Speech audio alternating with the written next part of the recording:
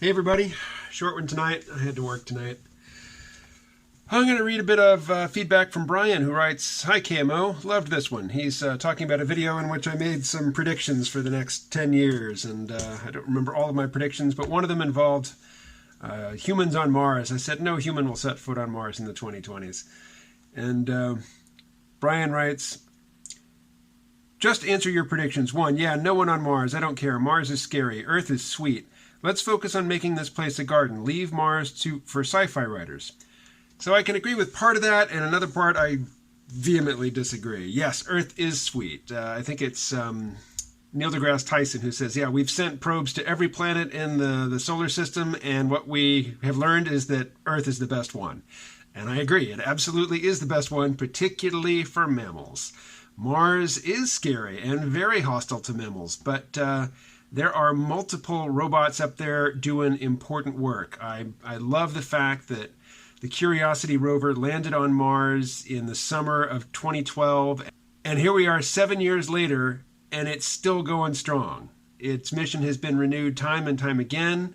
It is still collecting information and sending it back, and I think the big thing that we're all looking, to find by sending probes to other Mars is the question of, did the process of life, coming to be on Earth, was that, a larger process? Are there elements of the same process at work in other places in our solar system? It's possible, but we don't know. Is there more than one way to do life? I mean, we're not going to know unless we go and find some, that didn't evolve here. Or unless we figure out a way to make life here that is different. But I imagine that for people who are averse to, sending probes to other planets, they're probably not very friendly to the idea of experiments in artificial life either. And I agree that the latter is definitely scarier. That there is more reason for pause, in attempting to create completely novel forms of life, not DNA-based, possibly not even carbon-based.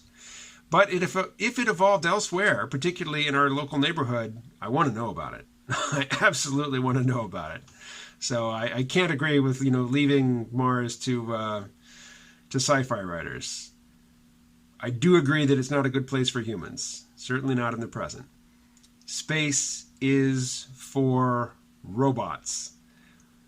To send humans into space, you have to send a bubble of, habitation, a piece of Earth's biosphere and atmosphere. You have to recreate the conditions on Earth as you're moving between planets, and that's a huge, huge amount of the resources that go into sending people here and there, is sending this pocket of Earth atmosphere with them, with water and food and radiation shielding. And, the bigger you make it, the heavier you make it, the more it costs to get it up out of orbit, or get it up into orbit, and then off, out into interplanetary space.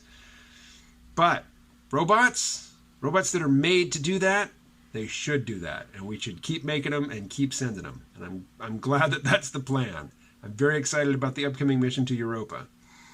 And I think they're sending a probe back to Enceladus as well. Enceladus is, I think it's a moon of Saturn, where they discovered huge geysers of water shooting out of the cracks in the ice on the surface. There's a subterranean ocean surrounded by a shell of ice. There's all these tidal forces, from the gravity pulling on these moons from the inside, creating the energy needed, for life. So if you've got organic compounds, which, are present on Enceladus and Europa and Titan, and if you've got some sort of energy for that life to use, for metabolism, and if you've got liquid water, which multiple of Jupiter and Saturn's moons have, there's a possibility for life there, and I absolutely positively want to know what's there. So no, we can't leave it to people who just make stuff up. We must actually investigate. That is my position. I'm sticking by it. All right, I'm going to leave it with that. I will talk to you all again tomorrow.